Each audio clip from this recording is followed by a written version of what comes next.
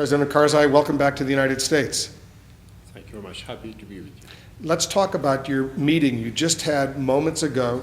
You met with the President of the United States and the President of Pakistan. How did that go?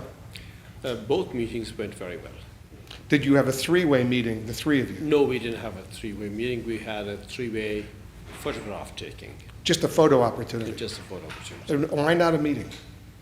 Why not have a three-way meeting and discuss the most important issues affecting Afghanistan, Pakistan, and the United States? Well, it wasn't for us to decide on the three-way meeting. The United States was the host, and perhaps they saw it fit for some other time. Has Pakistan agreed to resume shipments, trucks, bringing supplies to NATO, U.S. troops in Afghanistan? I believe they are negotiating with the United States on that question. They've been negotiating a long time, but as far as you know, as of right now, there's no agreement. Not to the extent that I know. But you would know, because this affects Afghanistan's security. You need those shipments. Absolutely. So why is Pakistan resisting? Well, there was an incident on the border of Pakistan some months ago that has caused some anger there in the public, and subsequent to that, the NATO supplies were stopped. I believe they're talking about it with the United States, and hopefully they will resume. But as far as you know, right now, there's still no agreement. As to the extent that I know, right now, it's not there. Because as you know, the Pakistanis, in addition to demanding a formal apology from the United States, they want to increase the fees for each container, each truck, from a couple $100 or $300 to thousands of dollars. Is that reasonable?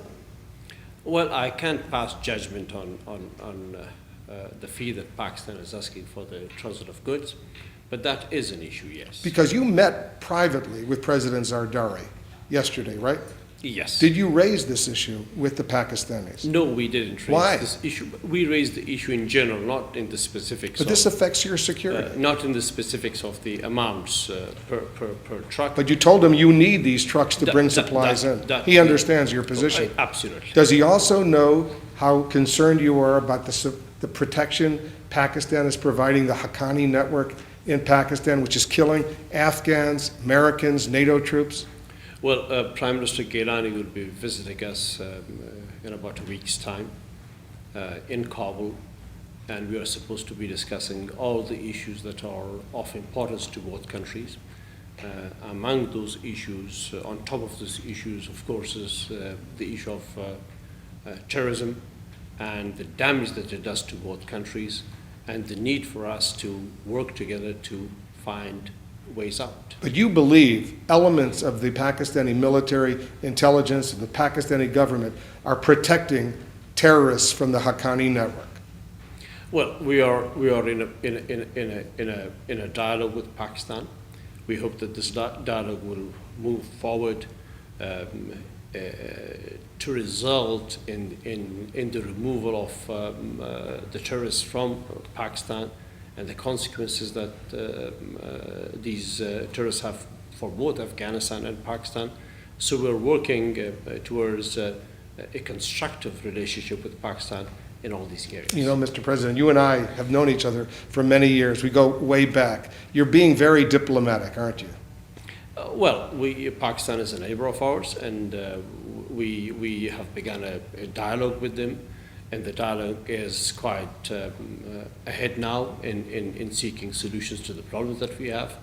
And it's in keeping with this dialogue that we are moving forward, and we hope that the end result of all this activity, of all this effort, the endeavor on the part of both of us and the United States will be the removal of the terrorists from the region. Because I'm going to move on, but I know, I'll say it. You don't have to say it, because I know you're trying to be diplomatic. There's no love lost right now between Afghanistan and Pakistan because of the protection they're providing, the Haqqani network.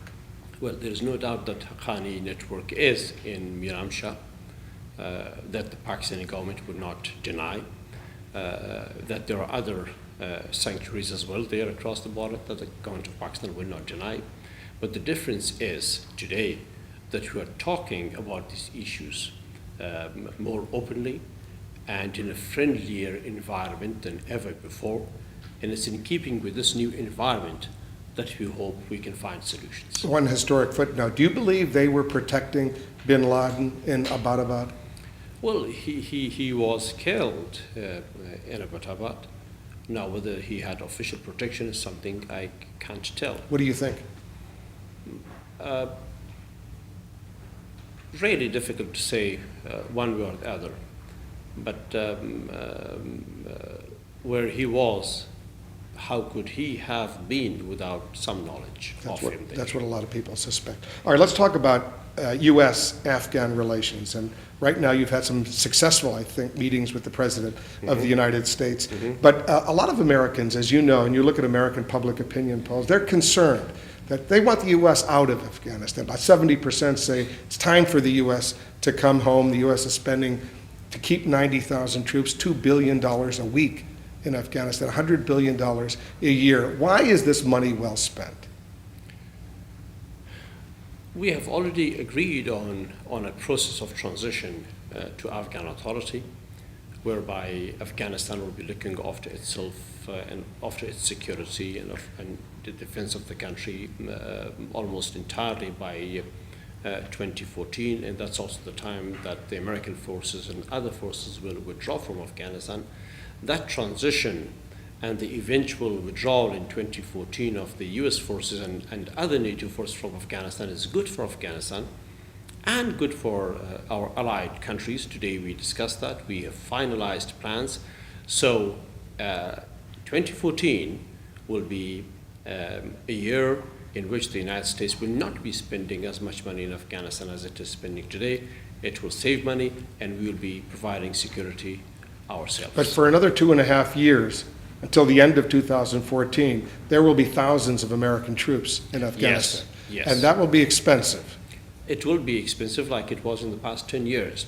But this is a commitment that the world community has made to the war on terror, to the security of the United States, to the security of the world, and also to the security of Are you satisfied Afghanistan. with this withdrawal schedule, or is it too fast from your perspective? No, we are satisfied. Are you ready to take over all of Afghanistan by the end of 2014? Absolutely. We've already worked out the plan to have in 6 months' time 75% of the country taken over with regard to security by the Afghan security forces. You know, the new president of France, President Hollande, he wants all French troops out by the end of this year.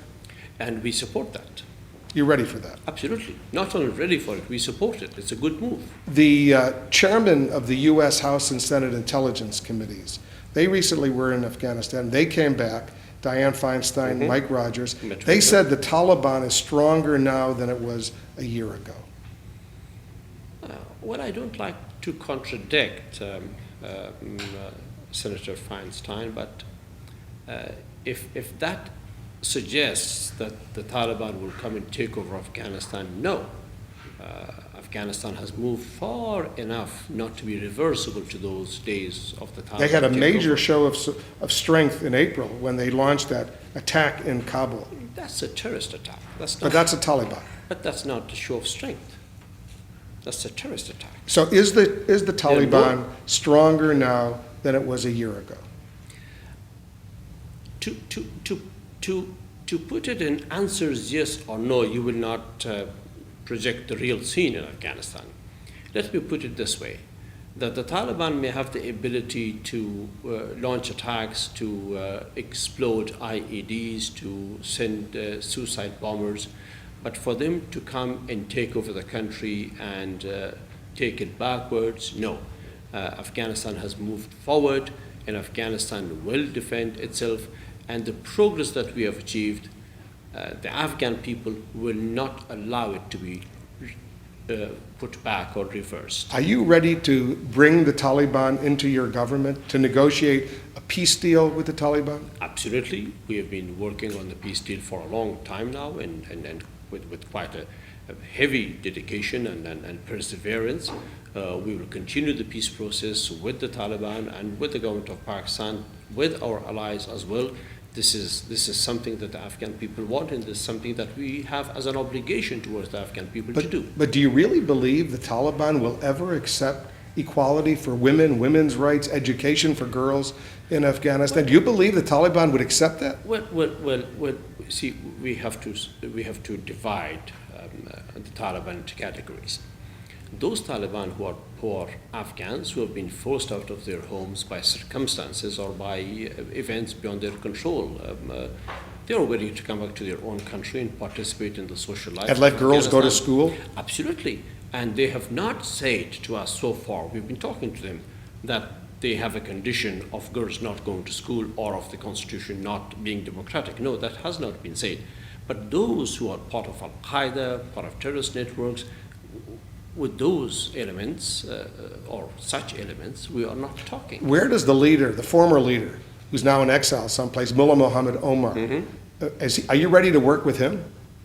If he wants to have peace in Afghanistan, if he renounces violence, and if he accepts the Afghan constitution and embraces the Afghan people as his brothers and sisters, and in well-being and in respect of their lives, most welcome to have peace with us. So even Mullah Muhammad Omar, who was in total alliance with Al-Qaeda and bin Laden before 9/11, if he were to pop up someplace and your troops were to find him, let's say, would they arrest him, would they kill him, or would you negotiate a deal with him?